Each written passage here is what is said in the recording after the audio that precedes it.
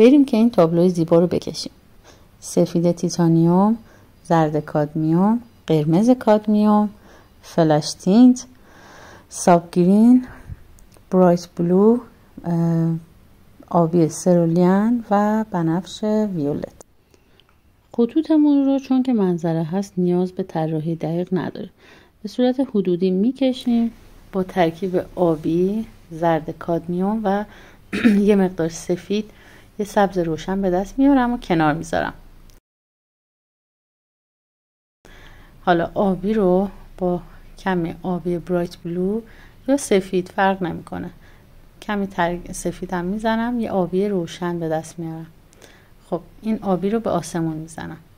از اون سبزی که درست کردم با این آبی یه مقدار ترکیب میکنم تا یک فیروزه خوش رنگ به دست بیاد. اینو من توی آسمونم میزنم. چلو از آبی اولترامارینم من قاطی آبی آسمونم کردم. حالا برای اینکه یه مقداری رنگ رو روشن‌تر بکنم، دوباره از همون آب سفیدی که درست کردم به صورت روشن‌تر روی آسمونم میارم. تنوع رنگ و حرکت توی این تابلو خیلی شرطه، بنابراین من کل آسمونم رو یه دست یه رنگ نمی کنم.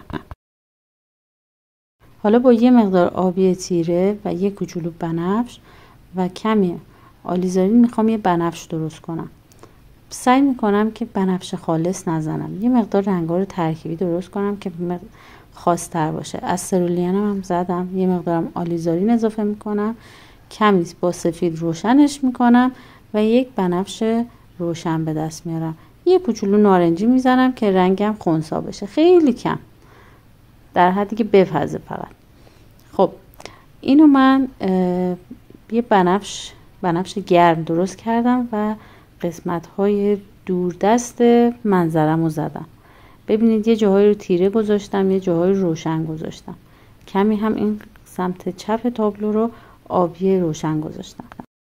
خب متاسفانه دوربین من قطع بود و من این صورتی ها رو گذاشتم، بعد فهمیدم دوربینم قطعه.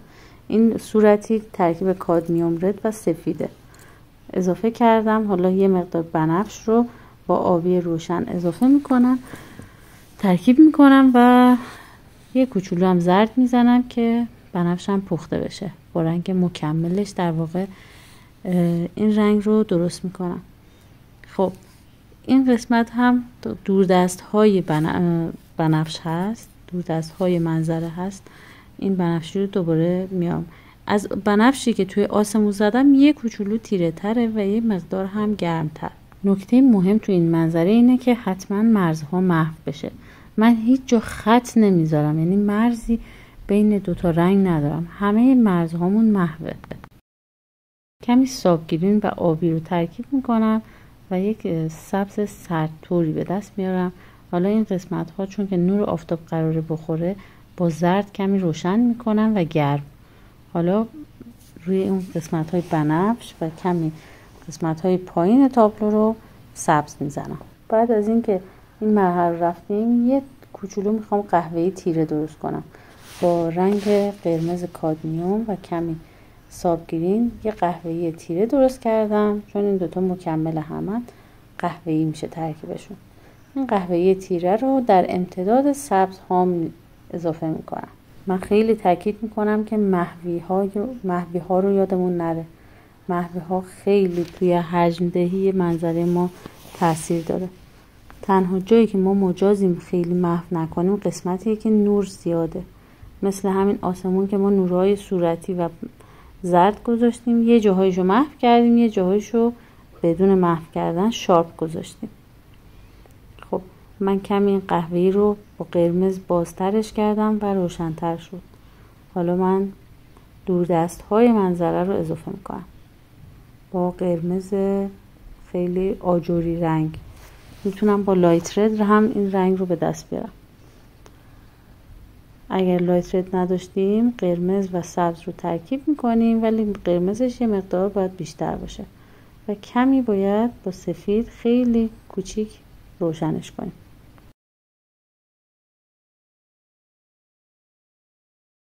این رنگ بنفشه، گول آبی بغلش رو نخوریم. رنگ بنفشه، کم از سرولیان استفاده میکنم و باش ترکیب میکنم. یه بنفش متفاوت درست میکنم.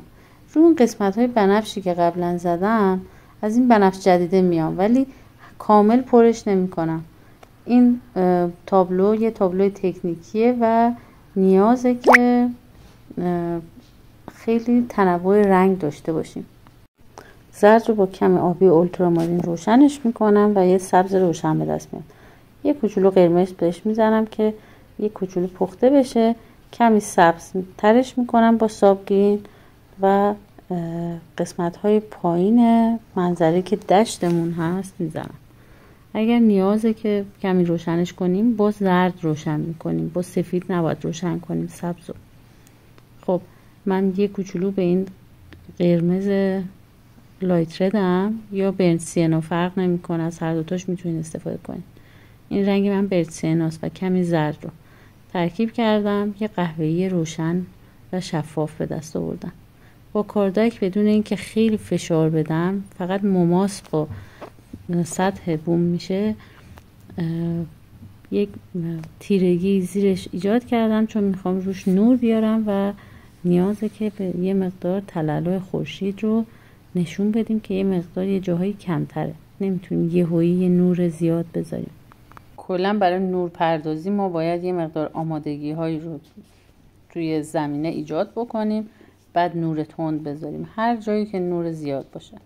خب من الان یه مقدار با سابگرین و همین رنگ قهوه‌ای روشنی که داشتم این زمین رو کمی سبزتر و تیره تر کردم. حالا با زرد کادمیوم و سفید یک نور زیاد میذارم و تشعشعات رو در جهت حرکت شعاع نور خورشید با قلمو ایجاد میکنم. یه مقدار از نور چیز رو با قلم برداشتم چون نورش خیلی زیاد شده بود، نور خورشیدی که گذاشته بودم. در جهت حرکت تشعشعات خورشید من یه مقداری محو میکنم.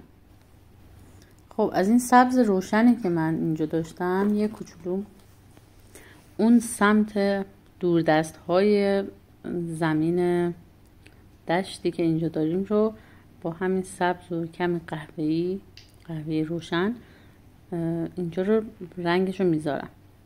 یه کوچولو روشن‌تر میذاریم چون که اینجا مرکز تابش خورشیده، بنابراین تحت تاثیر قرار میده اطرافشو و در نزدیکی خودشو خیلی روشن‌تر میکنه تا اطراف قسمت‌هایی که دورتر از این تابش مستقیم خورشیده. خب من یه مقدار با قلم‌های کوچیک یه حرکتایی میذارم، ولی حرکتام سعی میکنم تکراری نباشه. هر جایی حس کردم دارم حرکت تکراری میذارم یه چند تایشو یا حذف میکنم یا کوچیک بزرگ میکنم. حرکت تکراری برای منظره سمه. خب این قرمزی های دوردست ها رو من میذارم کمی با این صورتی و بنفشی که اینجا روشن درست کردم تو آسمون رو میزنم. آسمون اگر دقت کرده باشین موقع غروب رنگ و به رنگ، هر لحظهش یه رنگه. حالا ما یک لحظه خیلی کوچیکش رو ثبت کردیم و داریم میکشیمش.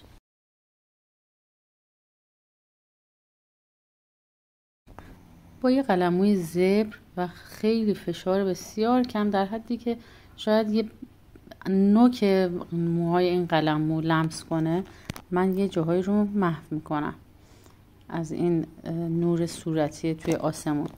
خیلی نباید فشار بدم، اگر همه رو محو کنم لطف این نور و نور پردازیمون از بین میره. کمی سفید رو با بنفش ترکیب میکنم، بنفشم رو اصطلاحاً باز میکنم. یه قسمت هایی از نور آسمون رو با این صورتی بنفشی که دارم یه مقداری تنوع میدم، تنوع رنگ میدم که رنگام تیکه تیکه نباشه، یه جاهایش محو باشه، یه جاهایی کم رنگتر با رنگتر، نه خیلی محو باشه نه خیلی تیکه تیکه باشه. خب به هر حال آسمون و هزاران رنگ. من یک حرکت های کوچیکی توی آسمون ایجاد میکنم که این نور صورتی که ما توی آسمون گذاشتیم از زیر ابرا باید تو کل کار بچرخه، نباید فقط یه قسمت باشه. نه فقط این مدل، تمام مدل ها نه همینن، همه نقاشی ها رنگ هایی که ما استفاده میکنیم باید تو کل مدل چشم بچرخه، نباید رنگ ها تیکه تیکه و جدا از هم باشن. کمی آبی اولترامارین رو با بنفش صورتی که دارم یه مقداری توی آسمون میارم و با قلموی زبر محوش میکنم. خیلی نه، یه مقدار تاش قلم میذاریم بمونه. دارم تا جایی که میتونم به لطافت آسمون کمک میکنم. رنگای ما الان خیلی تیکه تیکه است، یه جاهایشو باید خیلی آروم محو کنیم سر جای خودش که لطافتش رو به دست بیاره. رنگ ها در هم ادغام میشن ولی در عین حال هر کدومشون یه هویت جدا دارن. دقت ویژه داشته باشیم که وقتی میخوایم رنگ زرد رو محو کنیم حتما از قلموی تمیز استفاده کنیم، یه قلموی جداگانه. اگر همون قلمویی که ازش آبی و سبز استفاده میکنیم به زرد بزنیم، زردمون سریع چرک میشه. خیلی باید دقت کنیم این نکته رو. خب ببینید، من حرکت دست منو ببینید، به صورت پرتابی، به صورت پاششی این پاشش نور خورشید رو دارم نشون میدم. از یه جای بعد دیگه قلم رو رها میکنم تو آسمون. تمام گوشه های تیزی که من میبینم اینا رو با نوک قلم محو میکنم. ما از قلممون از همه جای قلممون توی نقاشی استفاده میکنیم، از نوکش، از بغلش، از پایین قلم، بسته به کاربردی که و مدلی که داریم اجرا میکنیم داره.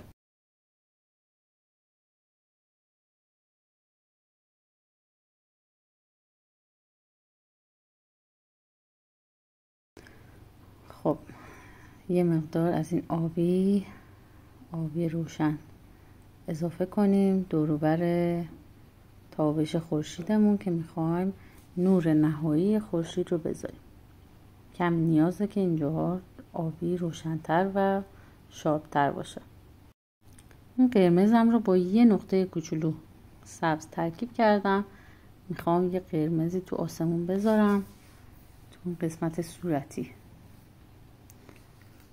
خب اطرافش رو همه رو محو میکنم. حالا با کاردک، با نوک کاردک با فشار خیلی آروم روی مرکز این قسمت صورتی با کادمیوم رد نور میذارم.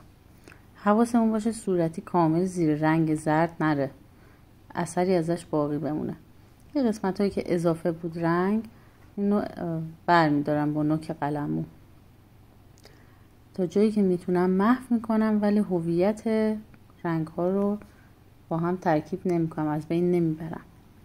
خب یه قرمز نارنجی دوباره درست میکنم، خیلی آروم قسمت های توی دشت رو از این نور میذارم، از همون نوری که توی آسمون هست روی زمین هم باید باشه. رنگ رو سعی نمی کنم خیلی یک دست نارنجی کنم، رگه های قرمز و زرد توش باشه قشنگ تره.